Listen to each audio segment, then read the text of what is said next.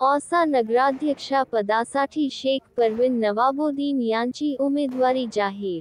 औसा नगरपालिका सार्वत्रिक निवडणूक 2025च्या पार्श्वभूमीवर राष्ट्रवादी काँग्रेस अजितदादा पवार पक्षाकडून नगराध्यक्षपदासाठी शेख परवीन नवाबुद्दीन यांनी अधिकृतरित्या उमेदवारी अर्ज 14 नोव्हेंबर 2025, शुक्रवार रोजी सकाळी 11:30 वाजता औसा तहसील कार्यालयात आपला अर्ज दाखल केला आहे।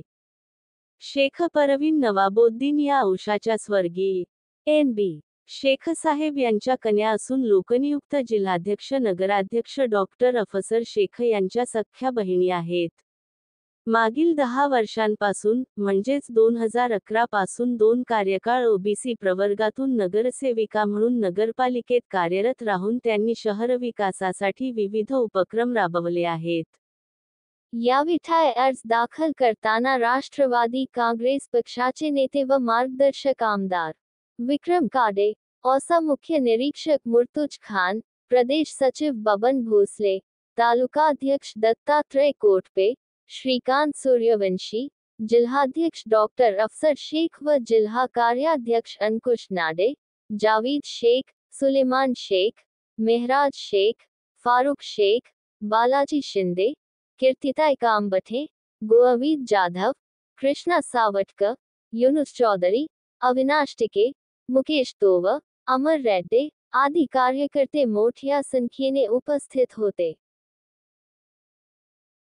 औसा नगरपालिकेत गेल्या 2002 पासून राष्ट्रवादी काँग्रेस पक्ष हा क्रमांक 1 चा पक्ष राहिलेला आहे आणि एकूण मताच्या टक्केवारीमध्ये 2002, 2006, 2011 आणि 2016 या सलग निवडणुकांमध्ये जो पर्सेंटेज जो टक्केवारी होती मतांची ते सुद्धा क्रमांक 1 ची राहिलेली आहे।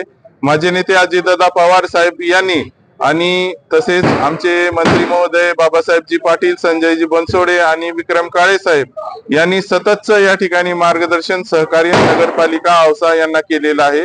या नगरपालिकेला स्वतःची इमारत नव्हती। अजितदादा पवार साहेबांनी 2009 साली या इमारतीचं उद्घाटन केलं। तेव्हापासून ते पाणी पुरवठा 50 कोटीची जी योजना मागणी औसा तिथपर्यंत दादांचं या ठिकाणी लक्ष या औसा नगरपालिकेवर आहे।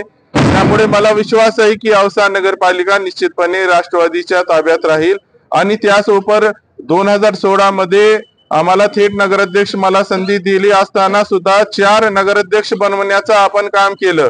त्यामध्ये आपण जावेद शेख असू द्या, मेहराज शेख असू द्या, ओबीसी प्रवर्गाचे अलीशेर कुरेशी आणि माझ्या मागासवर्गीय भगिनी कीर्तिताई कांबळे यांना उपनगराध्यक्ष करून नगराध्यक्ष बनवण्याची आपण संधी दिली। त्या निमित्तानं त्या भागाचा या ठिकाणी आपण पूर्ण विकास केला। त्यासोबत त्या समाजामध्ये सुद्धा आपण ज्या काही त्रुटी होत्या, अनुशेष होता, तो सुद्धा या ठिकाणी सोडवण्याचा आपण त्या निमित्तानं प्रयत्न केला।